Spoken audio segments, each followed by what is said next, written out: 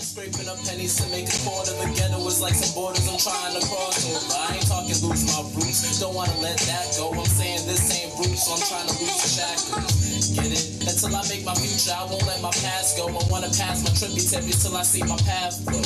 Get it? Cause where I am in society, there's enough stress here to get you thinking maniacally. The standard formula is low resources, more retardants, gun toting, and more reporters. Damn, but I ain't trying to purchase every single thing, just the food, clothes, shelter, those necessary needs. And I wanna achieve right on my self-esteem and experience the best life this world's ever seen. Check it, my kettle's boiling, but I wanna make it steam until the sound of success is all it screams. But until I achieve my dreams, this little hook right here will be the song I sing.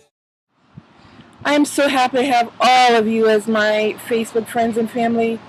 I'm working on my purpose in life, and I would like to see the stigma and shame of mental illness, emotional illness, addiction, co-occurring disorder not exist, because so that people can reach out and get the help that they need so that they can live their best life.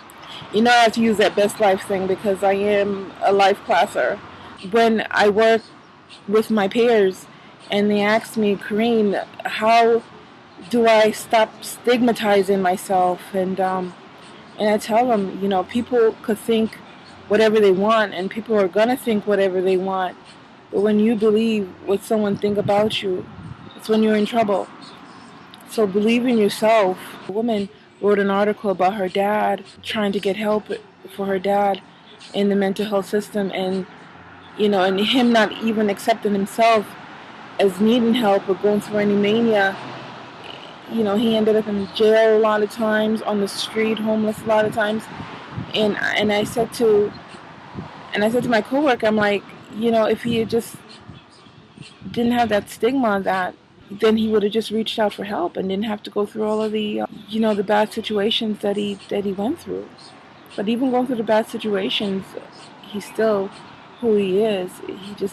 He needed time to overcome all of that. So not to even stigmatize him for that. And but then I raised my children to understand that your circumstances is not what defined who you are. So people could go through things, you know, but you know yourself, and to know the good and bad about yourself, and no one have to tell you. So even when they tell you something good about yourself, thank you if you believe if you know it. And if someone tells you something bad about yourself, what they're believing about you, and you don't believe that about yourself, you can say no, thank you. You know, that's not me, and you know, that's your perspective of me, and you can move on. So I said, you know, why would someone not reach out for help when they're going through a crisis? Why would someone not reach out for help? And as I'm saying that to my coworker, I got an aha moment just like that. I was like, oh, sure. Expectation. That's what it is. It's expectation. Expectation that people have on us. Expectation that we have on ourselves. Oh man, that is the worst. You know, we could be our worst enemies. So expectations that we have on ourselves. You know, expectation that man, his dad, his family's expecting him to be a great dad, and he's expecting himself to provide for his family.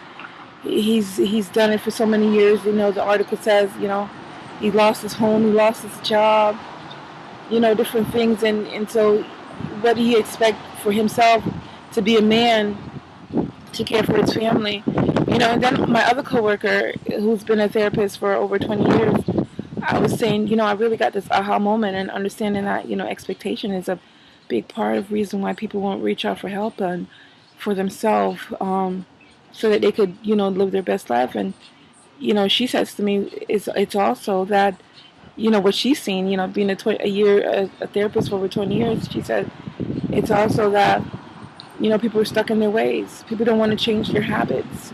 You know, it's habits. A person gets diagnosed with diabetes and they won't stop eating the sugar. You know, a person know that they're smoking and it could cause cancer, and they won't stop smoking, and you know, they have to get a hole in their throat before they, and then I actually saw a commercial where a man is smoking a cigarette through his throat. I mean, you know, so, you know, that was her perspective on it. And so, you know, obviously there's going to be different reason and why this whole stigma. Of course, we can't forget fear, good old fear. Fear of what you don't know, fear of what you don't understand. Um, why, obviously, back the Salem with witch trials and all that kind of stuff, where, people that were mentally ill was considered witches, and people being locked up in dungeons and, you know, uh, being possessed. I mean, there's just so many different things. And so I'm just going to continue, and living my best life, with all that I've been through, and just knowing and having hope that each and every one of us can live our best lives, and to just to share the amazing joy that one could access, because I know we all felt it. Sometimes it's got to be.